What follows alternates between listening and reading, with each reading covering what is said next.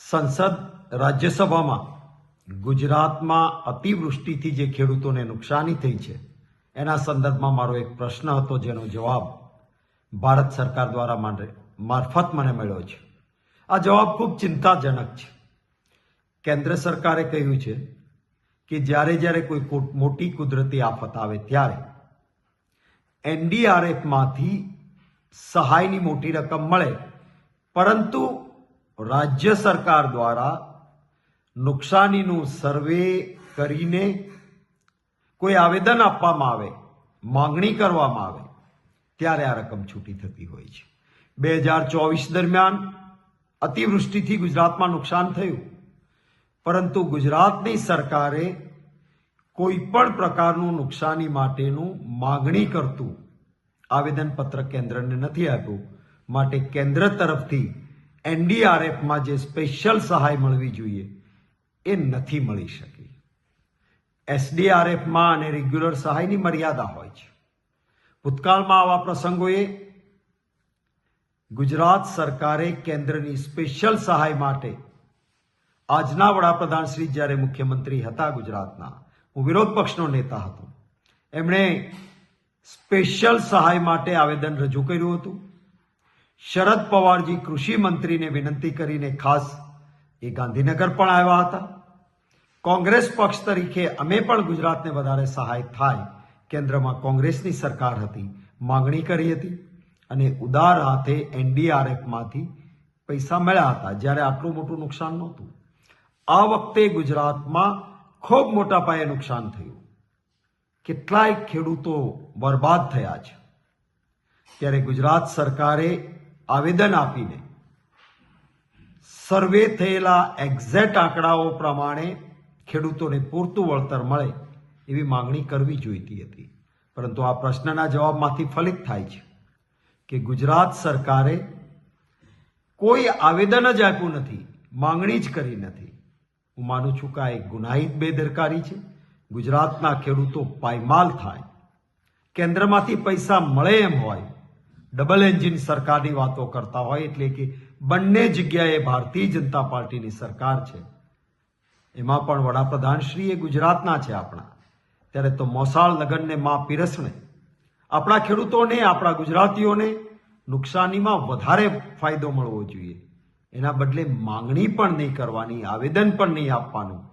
હું માનું છું આ એક ગુનાહિત બેદરકારી છે અને ગુજરાતની જનતાને ઘોર અન્યાય ગુજરાતની ભાજપની સરકાર દ્વારા થયો છે. એ વાતનું ભારોભાર મને દુઃખ છે.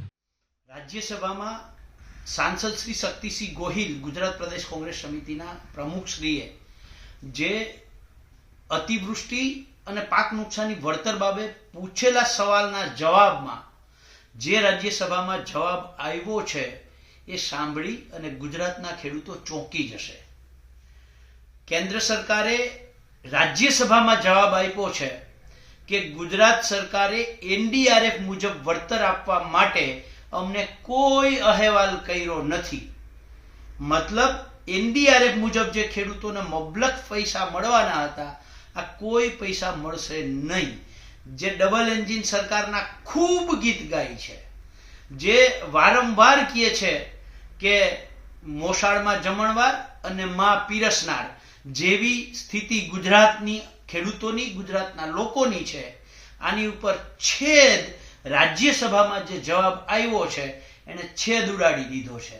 એમણે કેન્દ્ર અને રાજ્ય સરકાર સાથે મળી અને ગુજરાતના ખેડૂતોને કેવી રીતે પાયમાલ કરવા, ખેતી વિહોણા કરવા, જેથી કરીને એમના મિત્રોને એ ખેતીલાયક જમીન આપી શકે, એનું ષડયંત્ર આ રાજ્યસભામાં આપેલા જવાબથી બહુ સ્પષ્ટ થયું છે. જુલાઈમાં જ્યારે વરસાદ થયો ત્યારથી હું કહું છું, ઓગસ્ટમાં થયો ત્યારે પાછું રિપીટ કર્યું, ઓક્ટોબરની અંદર પાછો જ્યારે કમોસમી વરસાદ થયો ત્યારે મેં રિપીટ કર્યું કે 2016ના કેન્દ્ર સરકારના અછતગ્રસ્ત મેન્યુઅલનો અમલ કરો, કેન્દ્ર સરકારને અહેવાલ મોકલો. પણ આજની તારીખ સુધીમાં કોઈ અહેવાલ મોકલવામાં આવ્યો નહીં. અહેવાલ મોકલો નહીં, કેન્દ્ર સરકારને બાનું મળી ગયું અને રાજ્ય સરકાર છે એ ખુલ્લી પડી ગઈ છે ગુજરાતના લોકો સમક્ષ, ગુજરાતના ખેડૂતો સમક્ષ. એટલે આ સરકાર છે એ ખેડૂતોને કેવી રીતે દંડવા, ખેડૂતોને કેવી રીતે પાયમાલ કરવા એની નીતિ સિસ્ટમેટિકલી પહેલા પાક વીમા યોજના બંધ કરી, મુખ્યમંત્રી કિસાન સહાય યોજનામાં 1 રૂપિયો આપ્યો નહીં, અને પાક નુકસાનીના નામે જાહેરાત કરે છે કે પ્રતિ હેક્ટર જ્યાં પિયત પાક છે 33% વધારે છે ત્યાં 22,000 મળશે, આવો પરિપત્ર કરે છે.